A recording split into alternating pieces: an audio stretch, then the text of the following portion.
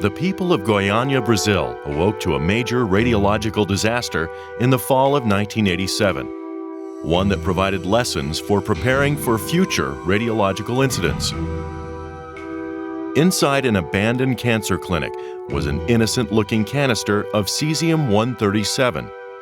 Scavengers took the canister into an empty field and broke it partially open. Later, when they became sick and nauseated, they took it to a local junk dealer. That night, the junk dealer discovered a strange powder in the canister that glowed blue in the dark. Over several days, family and friends handled the gem-like powder, some taking samples home. By the time the radiation was discovered, the adjacent land and several houses were contaminated. 120 people were hospitalized. 4 were fatally ill. Fear produced a second disaster as news spread through the city. Many became hysterical. Some fled in their vehicles. More than 110,000 worried well overwhelmed the city's healthcare services. This program is an introduction to radiological terrorism and radiological incidents. You will learn about 3 sources of natural radiation, the difference between exposure, external contamination, and internal contamination, 5 basic procedures for limiting radiation exposure, personal protective equipment, radiation monitoring, confinement, decontamination, and exposure-limiting strategies, and 4 steps for minimizing public anxiety. The people who became seriously ill had prolonged contact with large quantities of the cesium. Some even ingested it. The other residents of Goiania had little to fear. The public's reaction would have been more balanced if healthcare workers had been prepared to explain the invisible threat. Brian Reese is a health physicist with the Los Alamos National Laboratories Threat Reduction Directorate. People have a very great fear of radiation. Radiation is something we can't sense, we can't taste it, we can't feel it, we can't see it, and as a result, people are very fearful of radiation. Radiation is all around us, we're exposed to it every day, and it is a very well-studied and well-understood hazard. It often helps to explain that we're exposed to natural background radiation all the time. Natural background radiation comes to us from the solar system, and it can come to us from the Earth. Radioactive material that's in the Earth can be taken up into foods, which then can be incorporated into our bodies. Our bodies are even slightly radioactive. Matter of fact, sleeping next to somebody gives you a small dose of radiation. When combined, these natural sources give us a dose equivalent to about 15 to 30 chest X-rays. The radiation from a weapon is only different because it could be more intense.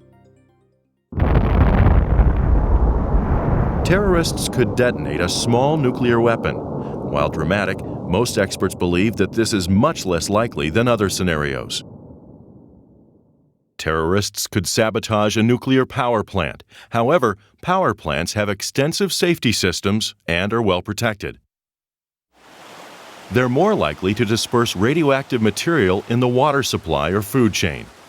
This is called radiological dispersion. Or they could use an RDD, or radiological dispersion device, the dirty bomb. It consists of a conventional bomb containing radioactive material. When detonated, it scatters the radioactive material over a wide area. In addition to conventional trauma, victims might have radiation exposure. They could also have external contamination and internal contamination. Just being exposed does not make a person radioactive. Exposure to radiation in high doses can injure cells, especially those that reproduce rapidly. Most will recover. The intestinal lining and bone marrow are most vulnerable. Dr. Fred Mettler is an internationally respected expert on radiological incidents and was the health effects team leader at the Chernobyl disaster. Very high doses of radiation will give people nausea, vomiting, and sometimes diarrhea. And clearly, people who are psychologically stressed can have nausea and vomiting. How do I know if it's psychological, or how do I know if it's radiation? And the answer is simple. You just do a complete blood count and you repeat it over the first 48 hours. And people who are highly exposed to radiation will have a lymphocyte count that drops. And you can sort them out easily within 48 hours as to which group they're in. Radiation exposure can cause long-term effects. Radiation effects can be divided into two distinct categories: early effects and late effects. Early effects are things such as radiation sickness. Late effects are things such as cancer. Of the 85,000 people that were exposed in Hiroshima and Nagasaki, less than 0.5% have developed cancer as a result. External contamination means that the person has some radioactive material on their body or clothing. Removing clothing removes most of the contamination. Washing removes the rest. Once decontaminated, they pose no risk to others. Internal contamination occurs when a victim ingests, absorbs, or inhales radioactive material. Even so, these patients don't pose a significant risk to healthcare workers. The worst situation that ever happened, of course, was Chernobyl, where workers were walking around in the reactor building with pieces of reactor core all over them and fires going on. And they came out and they were treated by healthcare workers at the site. They had their clothes taken off by those healthcare workers. They were washed off. And the healthcare workers got about maximum 1 rad of radiation. If you were to get a CT scan, you know, these whole body CT scans, those are 3 rads. So really that was a horrific accident and they only got 1 rad. During a radiological incident, you'll see 5 methods used to control exposure: personal protective equipment, radiation monitoring, confinement, decontamination, and exposure-limiting strategies, minimizing time and maximizing distance.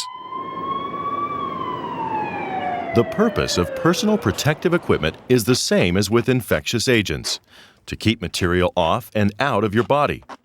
First responders must assume the worst. They must prepare for potentially intense radiation, in addition to chemical and biological agents. Hospital personnel will have relatively small amounts of radiation to deal with. The good news is, if you're prepared to deal with biological agents, for example, and you do that, you're going to do everything right with radiation. And that means shoe covers, sort of a waterproof gown, a cap, N95 mask, and the typical sort of thing you would deal with any infectious patient. So really, universal precautions are perfectly adequate to protect the healthcare worker. Radiation monitoring can easily frighten laypersons. It did at Goiania. 2 measuring devices may be used. One, the dosimeter, measures the dose of radiation absorbed over time. The other, the survey meter, measures the immediate intensity of radiation. Patients need to understand that even when radiation levels are normal, survey meters will indicate radiation from natural background sources. Confinement procedures prevent the spread of radioactive material. When you see the radiation sign, check with the person in charge before entering. Never eat or drink while in these areas. Decontamination may be performed at the scene or at the hospital. Some victims may be stripped and shipped. Their clothes will be removed so that contamination falls away from the patient's skin. This removes 80 to 90% of contamination. However, treatment always takes precedence. First responders may cocoon the patient. A sheet wrapped around the patient confines any remaining contamination. People who have life-threatening injuries, doesn't make any difference whether they're contaminated with radioactive materials or anthrax. They get in an ambulance and they go to the hospital, and it's the hospital that's going to have to deal with that. Portable decontamination facilities may be set up to handle ambulatory victims. Medical staff may have to decontaminate some victims. Wounds are cleaned by irrigation. The skin prevents material from entering the body, so it's important to avoid abrading or irritating intact skin. Materials and irrigation water are retained until disposal is approved by your safety officials. 2 exposure-limiting strategies are to limit time near the source of radiation and to maximize distance from the source. If, for example, highly radioactive shrapnel were embedded in the patient, the nurse would move back whenever practical. After the incident, the area will be carefully cleaned and checked. When the warning signs are taken down, you can safely enter the area. Remember, decontaminated victims are not a risk to you. Radiological incidents have always caused substantial anxiety and fear, greatly exceeding the physical danger. The psychological issues are important. It's clear that there are usually 1,000 people who are worried about having been exposed for every one that actually is. You can be sure that most will get in their cars and a lot will go to the hospital anyhow. And that may swamp the hospital's capability. And you certainly don't want to swamp the emergency room capability. So the hospitals have to have security, have to have plans to deal with this onslaught of people. Healthcare workers can reinforce to the public that people are exposed to radiation every day. It's not a new hazard, it's not a unique hazard, and it's something that's very well understood and very well studied. You could play an important role in calming patients, families, and the public. Be reassuring and calm. Use appropriate precautions without overreacting. Provide factual information only. Never repeat rumors or speculation, especially anything dramatic.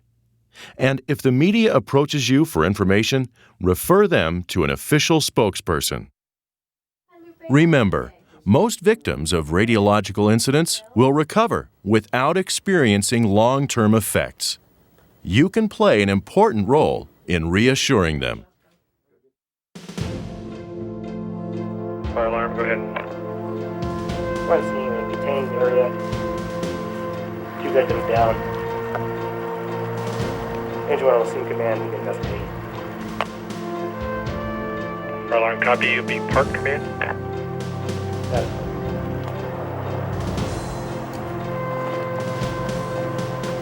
Fire alarm, engine 1. Fire alarm, go ahead. Engine 1's on the scene. Soon engine 1 will assume Park Street command. We have 2 victims down. Engine 1 will be investigating. Fire alarm, copy. Park Street.